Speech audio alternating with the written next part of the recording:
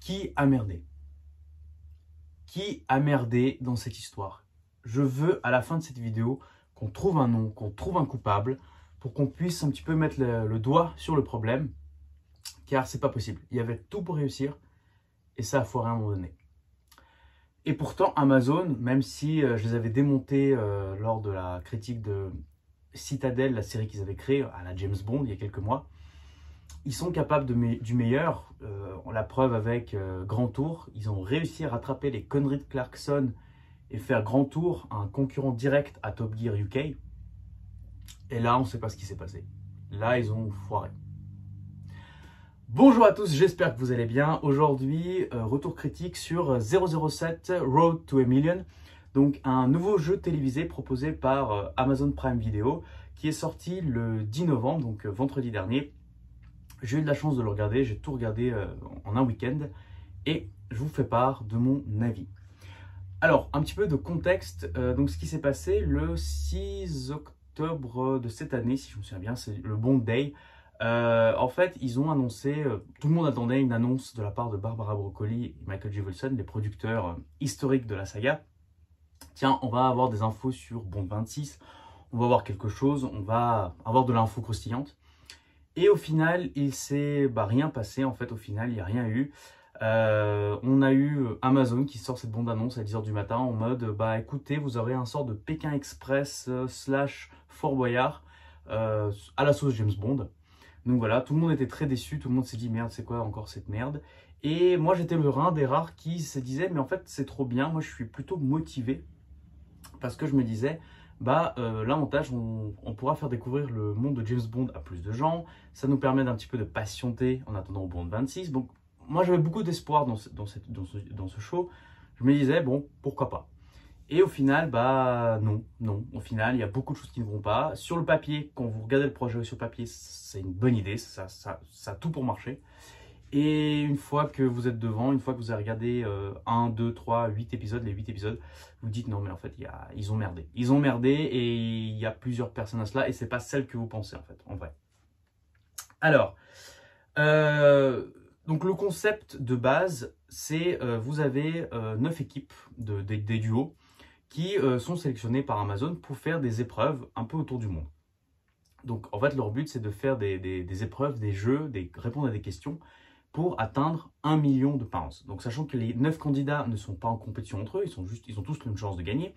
Et ils sont un petit peu transportés dans tous les endroits iconiques de la saga mondiale. Donc il y a en Écosse, à Skyfall, il y a à Venise, il y a le désert dans Quantum of Solace, en Autriche, en Allemagne, en Suisse, bref, tous les lieux de tournage qu'on connaît autant que fan.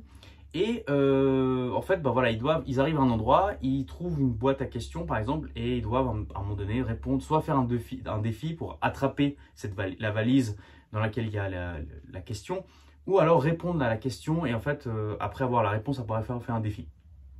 Je vous donne quelques exemples. Ils arrivent à un moment donné à Matera, ils doivent grimper sur une grue, attraper la valise, l'ouvrir et après répondre à une question, ou alors ils doivent attraper la valise, ouvrir et mesurer un serpent qui se trouve dans la pièce ou peser une araignée et ensuite y répondre. Le premier problème qui se trouve en fait, c'est qu'il y a très peu de liens entre le jeu, l'émission et James Bond. Pourtant le jeu s'appelle 007 Road. En fait, on a une impression, quand j'ai regardé tout ça, que à un moment donné quelque chose n'a pas fonctionné. Quelque part, à un moment donné dans la production, il y a eu un souci. Et on ne sait pas trop si ils ont conçu le jeu de base comme un sort de Pékin Express international. Mais ils se sont dit, ça va pas marcher, c'est trop lambda.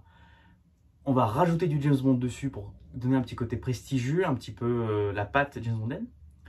Ou alors, c'est d'ailleurs mon opinion, je pense que c'est ce qui s'est passé. Ils ont fait d'abord un jeu James Bond, vraiment 100% James Bond, pour les fans de James Bond, vraiment en mode à fond. Mais ils se sont dit, non, en fait, c'est beaucoup trop perché, c'est beaucoup trop fan service. On va le rendre beaucoup plus large, on va le rendre beaucoup plus accessible. Et ils ont gommé certains trucs pour le rendre beaucoup plus grand public. C'est vraiment mon avis à la fin de l'émission. Parce que, déjà, on va commencer par les candidats. Les candidats, donc il y en a 18 en tout, 9. Et en fait, ils commencent, et déjà bizarrement, ils commencent pas tous en même temps.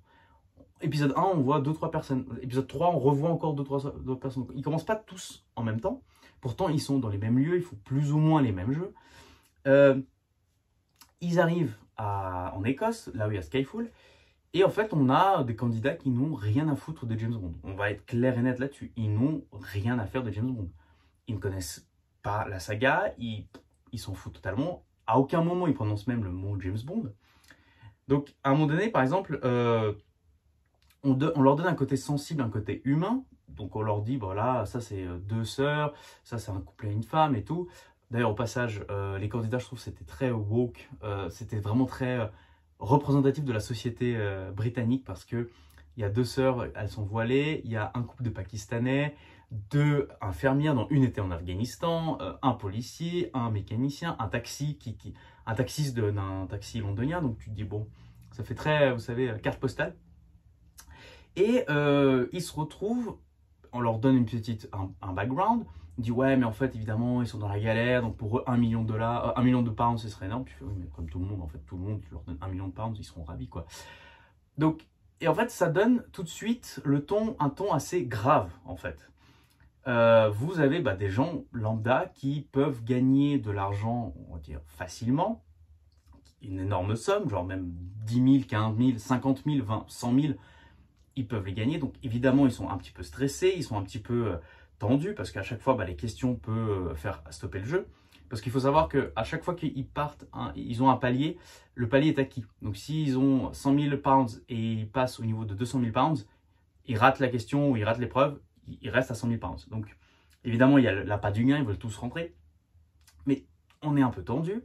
Et vous avez ce personnage de Brian Cox, qui est un petit peu le maître du jeu, qui observe tout ça dans les caméras, dans son bureau, qui appuie sur des boutons, qui leur parle un peu, qui les appelle.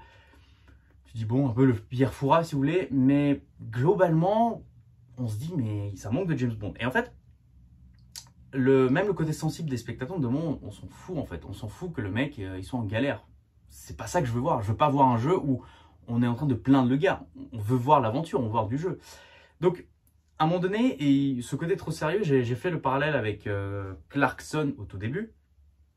Il y a un côté trop sérieux. Et en fait, on voit qu'ils sont pas fans parce qu'à un moment donné, ils arrivent au tout début du jeu. Ils arrivent dans une grange, un peu comme dans Forza Horizon, vous savez.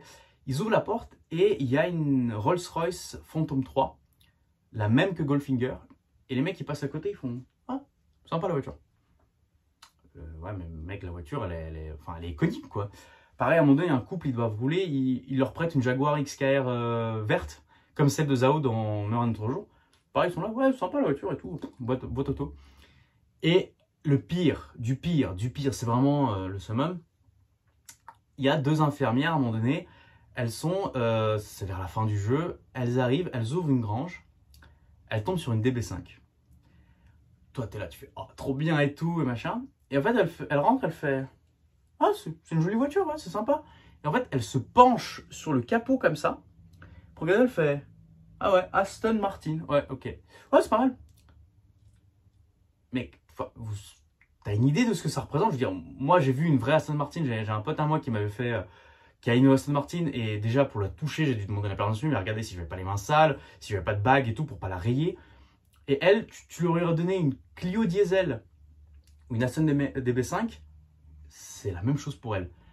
Et il y a d'ailleurs aussi à un moment donné, il y a 2 mecs, ils vont visiter la GoldenEye. Donc vous savez, la villa de Fleming en Jamaïque. Mais vraiment la maison pour.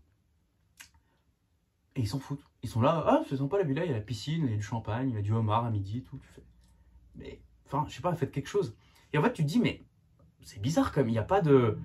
Tu sais, tu pourrais faire une petite remarque, un petit truc, et vous savez, comme une voix off. Je prends l'exemple, dans The Grand Tour, lorsque vous regardez The Grand Tour, c'est pas une émission de voiture. Beaucoup de gens pensent que Top Gear et The Grand Tour, c'est une émission de bagnole, mais c'est pas du tout ça. C'est vraiment 3 potes qui voyagent autour du monde et qui s'éclatent. Ils passent un excellent moment. Et en fait, moi, je pensais que ce serait ça. En fait, c'est vraiment, il y aurait, par exemple, je vous prends le dernier épisode en date de The Grand Tour, qui est sur Amazon Prime Video aussi d'ailleurs. Ils font le tour de l'Europe. Ils partent du nord de l'Europe et ils arrivent au sud de l'Europe, vers la Grèce à peu près. Et en fait, à un moment donné, ils s'arrêtent à des endroits. En Pologne, ils s'arrêtent à un moment donné à un ancien camp de prisonniers allemands pendant la Seconde Guerre mondiale. Et ils s'arrêtent, ils font une épreuve, mais ils prennent le temps d'expliquer les choses. Ils prennent le temps de dire, ah mais en fait, et ce truc-là, il est iconique parce que il a inspiré le film La Grande Évasion avec Steve McQueen. Donc toi, t'es passionné, t'es intéressé, tu dis, ah mais en fait, ça se trouve en Europe, c'est juste pas très loin de chez moi. Tiens, c'est quoi La Grande Évasion? Donc tu prends ton téléphone, tu commences à regarder un petit peu, tu t'intéresses à ce qui se passe. Il n'y a rien de tout ça dans cette émission. C'est en mode, bah, on s'en fout. Enfin, à un moment donné, ils prennent une DB5, on roule en DB5. Ils vont à Venise, pouf, on va à Venise. Et ce qui s'est passé, c'est que moi, je regardais l'émission sur la télé via la Xbox, via l'application Amazon Prime de la Xbox. Et en fait, je regarde, et en fait, ça tourne. D'ailleurs, au bout du deuxième épisode, c'est hyper chiant, pour être honnête. Je faisais autre chose. J'avais l'écran qui tournait. Moi, je faisais autre chose. Et avant de me coucher le soir, je me dis, bah tiens, je vais regarder un épisode, je vais finir l'épisode. Et en fait, je le mets sur ma tablette, dans mon lit et tout. Et à un moment donné, sans faire exprès, je regarde le truc, j'appuie sur un bouton, et l'écran se décale, et je vois plein de textes sur le côté, et aussi des musiques qui apparaissent. Donc en fait, à chaque fois qu'il y a une musique de James Bond, parce que oui, c'est ça, la BO de toute l'émission, c'est des musiques de James Bond, surtout de l'ère Craig. Donc en fait, il y a une liste complète de toutes les chansons qu'on peut entendre, toutes les chansons qui existent. Et il y a un truc X-Ray qui, en fait, qui t'explique ce qui se passe. Donc quand ils ouvrent la DB5, ils te disent, ouais, mais c'est la voiture iconique de James Bond qui apparaît en Goldfinger, machin et tout. Quand ils vont en Écosse, ils te disent, ah ben en fait, c'est là où ils ont tourné Skyfall, machin et tout, il y a eu ça. Quand à un moment donné, il y a une bouteille de boulanger, ils sont là, ils font, oh oui, bah ça c'est la marque préférée de champagne de James Bond qui existe depuis des années et des années. Et là, tu fais, mais attends, à quel moment il y a un mec qui s'est dit, viens, on va faire des notes à côté, genre des post-it pour émission. Sachant que ça marche sur tablette. Parce que sur tablette, tu regardes le truc, à côté, ça s'affiche. Tu regardes sur Xbox, par exemple, bah, tu vas appuyer sur pause, rentrer dans X-Ray, et il y a ce menu qui s'affiche. Donc là, tu fais, mais non, en fait, ça sert à rien. Et en fait, surtout, bah, t'es pas là pour regarder, pour lire des trucs. Quand tu regardes, tu voudrais être à fond dans l'émission. Donc en plus, c'est très mal rythmé. J'ai trouvé que c'était hyper long. Surtout que des fois, on suit un candidat, on va passer à autre chose, ou des fois, on va survoler des candidats, et des candidats, ils ont fait la première question, ils ont déjà foiré la première question. Bah, en fait, ils partent et on les voit pendant 5 minutes. Et en fait, vu qu'on n'a pas commencé au début, on n'a pas le temps de s'attacher. Il n'y a pas genre 18 candidats, et on les voit tous, on les présente, et tu dis, bah tiens, moi j'aime bien ceux-là, ou moi je vais encourager ceux-là, mais tu sais, genre, au bout de 3 questions, bah, ils sont éliminés, tu dis, ah bah merde, enfin, moi c'était mes préférés. Il n'y a pas ça, en fait, c'est juste, on suit le truc. Et en fait, ça rejoint la première remarque que j'ai dit. Les questions n'ont rien à voir avec James Bond. Ils arrivent en Écosse. L'une des premières questions, c'était quelle armée étrangère en 84 avant Jésus-Christ a envahi l'Écosse? Est-ce que c'est les Romains? Est-ce que c'est les Vikings? Est-ce que c'est les Huns? Ou je sais pas quoi. Tu dis, mais ça n'a aucun rapport avec James Bond en fait. C'est du pur culture générale. À un moment donné, pareil, il y a aussi une question avec les œufs de Fabergé. Référence à Octopussy. Ils leur disent, le dernier œuf Fabergé fabriqué par Carl Fabergé a été vendu aux enchères, est-ce que c'est pour 3 millions, 6 millions, 9 millions? Mais tu ne peux pas le savoir. C'est des questions totalement du fait divers. À un moment donné, et en fait, 90% des questions qu'ils posent, c'est du pur hasard. Je veux dire, les mecs qui répondent sont bah, A, B, C. Tu peux pas savoir. C'est pas comme si ils avaient... c'est ça que je regrette. S'ils avaient engagé des vrais fans de Bond, pas moi, même si moi j'aurais postulé. Mais par exemple, vous prenez des fans de Bond. Imaginez, vous prenez des couples. Par exemple, moi et Estelle, vous prenez David Zaritsky et sa femme, ou des choses comme ça. Enfin, vraiment des gens de la communauté bondienne, internationale en plus. Et ils font les trucs de Bond. En plus, ils doivent répondre à des questions de Bond. Et toi, tu es là, tu dis des fois, bah en fait, ouais, quel acteur a joué dans Jamais plus jamais, qui était en fait un super acteur célèbre, genre bah, Rowan Atkinson. Et imagine, tu sais, avec le stress et tout, tu as oublié, ou tu sais, tu te souviens plus des noms. Mais ça donnait une valeur à cette émission et ça aurait donné une touche personnelle. Ça aurait dit, bah oui, mais en fait, moi je suis fan, mais des fois il m'arrive d'oublier des choses. Ce qui n'est pas le cas. Par exemple, aussi pourquoi Brian Cox, donc, qui est le maître du jeu, pourquoi ils ont pris lui? Pourquoi ils n'ont pas pris Ralph Fiennes, ou ils ont pris un autre personnage issu de l'univers bondien? Sachant que quand tu vois comment c'est fait, j'ai l'impression qu'ils ont tourné toutes ces scènes en maximum 2 jours. En maximum 2 jours. Parce qu'à un moment donné, il appuie toujours sur le même bouton sur son truc. Il fait des petites scènes vraiment en plus très proches. Il y a pas de grand... c'est pas en plan large, c'est vraiment très près. Presque tu peux le fermer dans ta chambre. Donc tu dis, mais en fait, pourquoi ils ont pris Brian Cox? Pourquoi ils ont pas pris quelqu'un de l'univers James Bondien? Pourquoi ils ont pris toutes ces questions au hasard? Alors que pourtant, il y a les moyens. Quand je vous dis, ils ramènent des bagnoles, ils ramènent les vraies bagnoles. D'ailleurs, par exemple, j'ai l'impression qu'ils ont pris ça de Bond in Motion. Parce qu'à un moment donné, on voit la Jaguar CX-75 qui est exactement un peu déformée comme dans Bond in Motion. Donc je me suis dit, est-ce que c'est pas, ils l'ont pas piqué à Bond in Motion? Ouais, pourquoi pas. Mais à un moment donné, par exemple, il y a aussi, ils répondent à une question et en fait, c'est un hélicoptère qui vole à côté d'eux avec un haut-parleur qui dit ouais, mais en fait, vous avez répondu juste ou pas juste, tu fais. Mais c'est un désastre écologique, quoi, le truc. C'est, je veux dire, pourquoi tu peux faire un truc simple ou fun ou avec un drone, mais ramener un hélicoptère juste pour leur dire une scène et partir. Ou il y a un bateau aussi, il y a un bateau militaire carrément qui vient. Tu vois la quantité de diesel que ça peut dégager, juste pour dire au candidat ouais, mais en fait, vous avez déconné, vous avez perdu. Mais non, je veux dire, et c'est pour ça. Donc je ne sais pas s'il y aura une saison 2, je ne pense pas. C'est sorti vendredi, j'ai vu une critique, c'était Dutch Bond Fan qui a fait. Ce soir on a un live avec les autres. J'ai pas vu beaucoup de gens, certains sont... Mathieu, il s'est arrêté au premier épisode. C'est long, c'est chiant, c'est un véritable gâchis. Honnêtement, c'est un véritable gâchis de la part d'Amazon. Amazon, ils ont mis les ronds dedans. Quand tu vois que Grand Tour, ils ont fait 3 saisons complètes, que ça coûtait une fortune, mais que tu vois ce qu'ils ont réussi à faire, quand tu vois que chaque année, ils font un épisode spécial, que c'est toujours, tu mets 1h30, mais tu tapes le beat dessus parce que c'est génial, voir Clarkson, Hammond et May déconner tous les trois, enfin, ça n'a pas de valeur, ça n'a pas de prix. Et là, tu te dis, mais il y avait tellement une carte à jouer, ils avaient une poule aux odeurs. Donc, pour moi, à un moment donné, je ne sais pas si c'est Barbara Broccoli. Moi j'ai envie de dire Barbara Broccoli et Michael J. Wilson, mais presque pour pas qu'ils n'ont pas poussé assez. En fait, je pense que tout le monde me disait, mais en fait, Barbara Broccoli, elle a vendu son âme pour faire cette émission. Elle a vendu son âme à Amazon pour faire cette émission. Et en fait, à mon avis, Amazon, ils étaient partis sur un bon pied. Ils étaient vraiment en mode, bah non, on va faire un truc sympa, on va faire quelque chose de cool, lié à James Bond. À un moment donné, quelqu'un a dit non dans la direction parce que je ne serais pas étonné que ce soit le réalisateur ou le producteur. Pas Amazon même, mais les producteurs. Et Barbara Broccoli, je pense que sa faute, c'est que c'est pas l'émission en elle-même, c'est qu'elle n'a pas poussé. Elle n'a pas poussé le truc en mode pourquoi on ne ferait pas plus? Pourquoi on ne ferait pas une valeur ajoutée? Pourquoi quand on va par exemple à Matera, on n'a pas un interview de Daniel Craig ou de Léa Seydoux? Ils ont les moyens de le faire.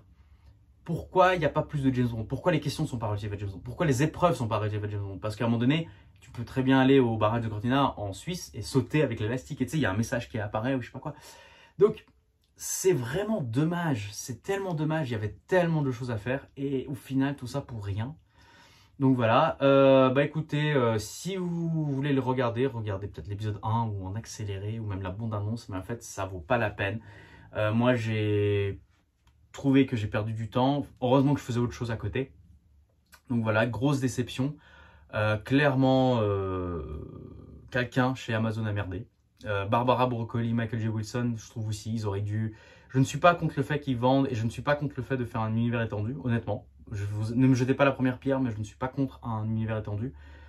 Mais il faut que ça soit bien, il faut que ce soit bien fait. Pas en mode on va violer la licence juste pour marquer 007 et mettre 3 musiques, quoi. Donc voilà.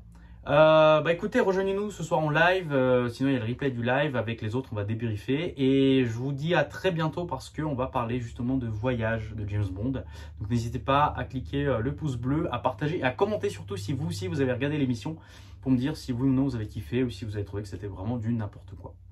Donc voilà, merci beaucoup et à très bientôt. Ciao.